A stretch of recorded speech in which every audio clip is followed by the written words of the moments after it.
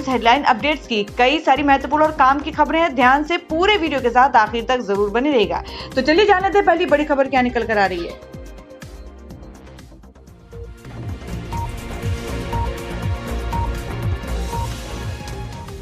तो दोस्तों पहली जो बड़ी खबर निकल कर आ रही है महाराष्ट्र से, आपको बता दें कि अरविंद केजरीवाल के लिए महाराष्ट्र से आई है खुशखबरी।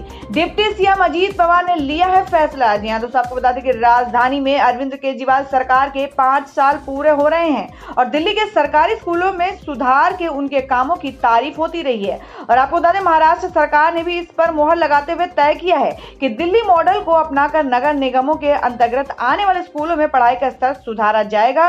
और दिल्ली के मुख्यमंत्री अरविंद केजरीवाल ने इस पर ट्वीट करते हुए खुशी जाहिर की है। आपको बता दें महाराष्ट्र के उप मुख्यमंत्री अजीत पवार ने मंत्रालय में स्कूली शिक्षा पर हुई रिव्यू मीटिंग में कहा कि दिल्ली स्कूल मॉडल देश में सबसे बेहतर माना जाता है और दिल्ली मॉडल ने शिक्षा व्यवस्था में जो परिवर्तन लाया है उस पर ध्यान देने की जरूरत है और महाराष्ट्र में भी शिक्षा का स्तर सुधारने के लिए इसको अपनाना चाहिए। और दोस्तों मैं अगली खबर में आपको बता दें कि लंका की लंकनी जैसी ममता बनर्जी। बीजेपी विधायक सुरेंद्र सिंह ने बंगाल के सीएम को कहा है राक्षसी। जी हां दोस्तों, आपको बता दें कि अपने विवादित बयानों से सुर्खियों में रहे भाजपा विधायक सुरेंद्र सिंह ने एक बार फिर सियासी गलियारे में हलचल मचा दी है। आपको बता दें सुरेंद्र सिंह ने पश्चिम बंगाल की मुख्यमंत्री ममता बनर्जी को लंकनी बता डाला है और सुरेंद्र ने मंगलवार को कहा कि बंगाल में ममता नेता नहीं बल्कि लंका की लंकनी जैसी है। और सुरेंद्र ने कहा पहले राक्षसों की परंपरा होती थी, वो परंपरा समाप्त हो गई है, अब वो दिखते नहीं है लेकिन इंसानी रूप में राक्षस जिंदा है। ममता बनर्जी राक्षसी परंपरा की हैं और एक बच गई हैं। जैसे लंका में लंकनी थी वो हनुमान को रोक रही थी, लेकिन योगी जी जैसे हनुमान को रोकने की क्षमता किसी में नहीं है। और दोस्तों मैं अगली खबर में आपको बता दें कि शाहीन बाग की तरह प्रयागराज में धरने पर बैठी है महिलाएं। जी हां दोस्तों, हम बात कर रहे हैं नागरिकता संशोधन कानून के विरोध में दिल्ली के शाहीन बाग की तरफ यूपी के प्रयागराज में भी प्रदर्शन जारी है। खुलदाबाद में सैकड़ों महिलाएं 3 दिन से धरने पर बैठी हैं और पुलिस ने उन्हें समझाने और धरना खत्म करने की कोशिश की, लेकिन महिलाएं डटी रही। और आपको बता दें सीएए और एनआरसी के विरोध में प्रयागराज के खुलदाबाद स्थित मंसूर अली पार्क में रविवार को दोपहर 100 से ज्यादा महिलाएं जुटी और धरना में बैठ गईं। और दोस्तों में अगली खबर आ रही है जामिया प्रोटेस्ट के बारे में। आपको बता दें वीसी नजमा अख्तर ने एफआईआर दर्ज कराने को लेकर पुलिस के वरिष्ठ अधिकारियों से की है मुलाकात। जी हां दोस्तों, आपको बता दें कि जामिया मिल्लिया इस्लामिया यूनिवर्सिटी में नागरिकता संशोधन कानून यानी सीएए को लेकर हुए हिंसक विरोध प्रदर्शन मामले एक बार फिर से सुर्खियों में है।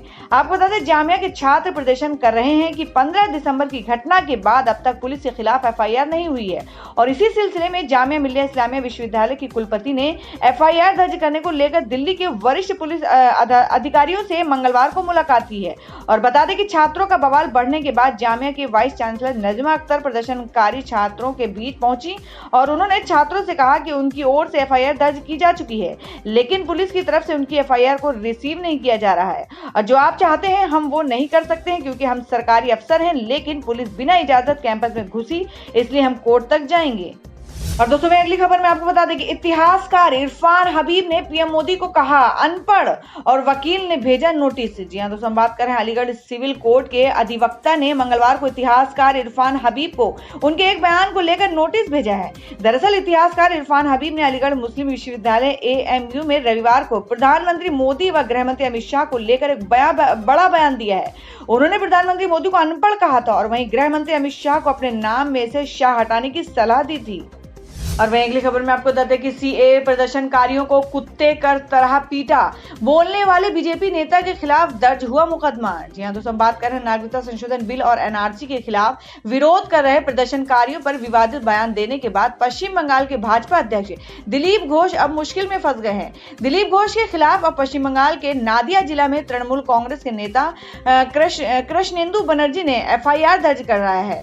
और बता दें कि बीजेपी नेता ने सोमवार को एक कार्यक्रम को संबोधित करते हुए कहा था कि बीजेपी नेता ने कहा है कि जिन लोगों ने सार्वजनिक संपत्तियों को नुकसान पहुंचाया है, पश्चिम बंगाल में ममता बनर्जी की पुलिस ने उसके खिलाफ कुछ नहीं किया क्योंकि ये दीदी के वोटर्स हैं, जबकि असम, उत्तर प्रदेश और कर्नाटक में हमने उन्हें कुत्ते की तरह पीटा है।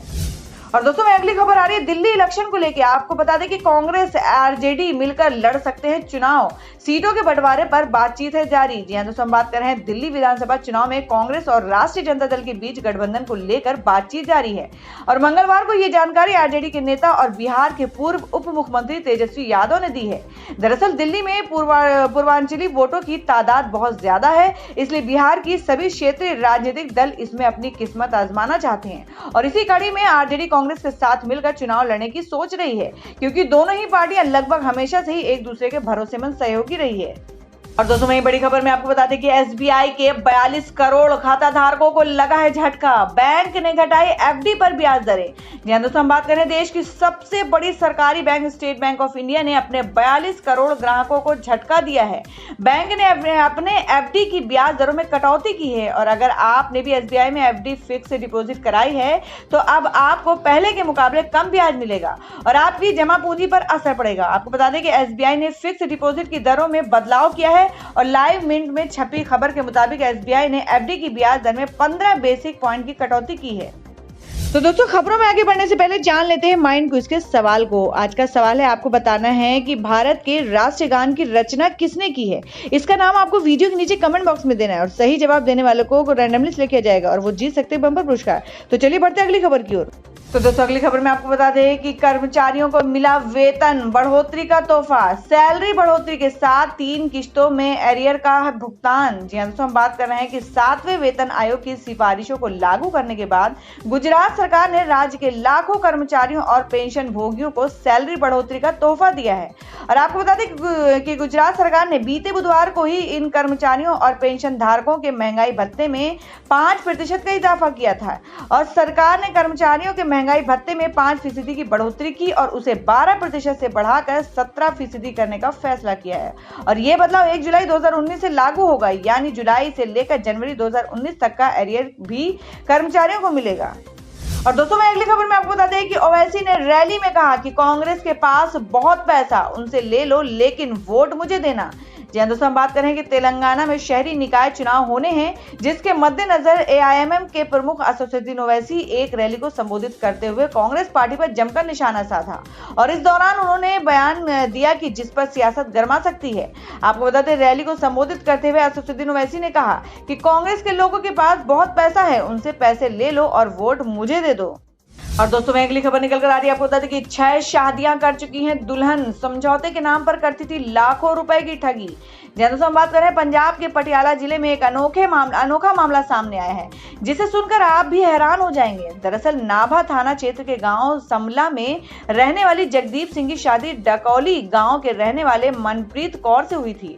और शादी के 15 दिन बाद ही दोनों में झगड़ा हुआ और पत्नी मायके चली गई।